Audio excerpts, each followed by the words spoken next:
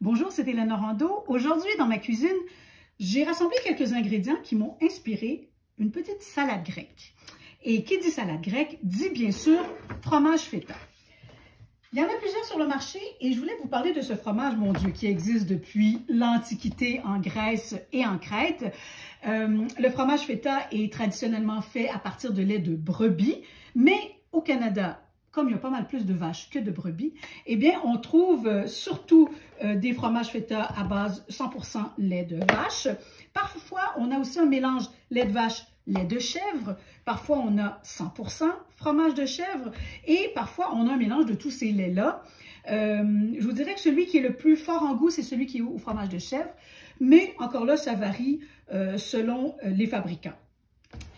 Le fromage feta, c'est un fromage qu'on adore pour son goût salé, pour sa texture fondante, son petit goût acidulé, lactique et salé, comme je le disais. Puis la raison est bien simple, c'est que il trempe dans une saumure. On voit bien ici le petit bain d'eau salée qui donne à ce fromage son goût très caractéristique. Le hic, c'est que le sodium, ça peut monter pas mal vite. Sur les marques que j'ai achetées et que j'ai regardées à l'épicerie, j'ai observé que sur une portion de 30 grammes, ce qui est la portion de référence qu'on vous donne sur un emballage, il peut y avoir entre 100 et plus de 500 mg de sodium pour une portion de 30 grammes.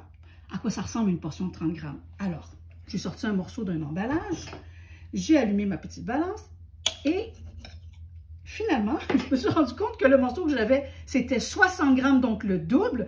Alors, ça, c'est vraiment la portion de référence qu'on vous donne, c'est 30 grammes. Comme vous êtes sûrement plus gourmand et que vous allez manger au moins 2 morceaux, peut-être même 3 dans votre salade, surtout si c'est une salade repas, eh bien, il faut prendre le chiffre sur l'emballage et le multiplier par 2 ou par 3. Ça monte pas mal vite. Si vous avez 500 mg de sodium dans une portion de référence et vous en mangez 3 fois plus, ça monte à 1500 et le maximum de votre journée tolérable, c'est 2300. Ceux d'entre vous qui aimez les mathématiques, amusez-vous. Mais on comprend que ça peut être très salé. Moi, je vous conseille de choisir des feta qui ont en bas de qui ont 250 mg ou moins de sodium. Si vous en trouvez, tant mieux. Si vous avez des feta plus salés, ben, il y a 2 choses que vous pouvez faire pour diminuer la teneur en sodium. Vous pouvez prendre un bol, mettre vos morceaux de feta et les faire tremper dans une eau claire que vous allez changer quelques fois pour justement dessaler le fromage. Vous pouvez aussi utiliser du lait. Ben oui, du lait. Vous pouvez faire tremper votre fromage feta dans un peu de lait. On met ça au frigo de à peu près 3 à 5 heures. Et ensuite, on a un beau fromage dessalé. Pourquoi pas plus que 3 à 5 heures? C'est parce que en attirant le sodium de votre fromage, le lait va aussi attirer d'autres minéraux comme le calcium.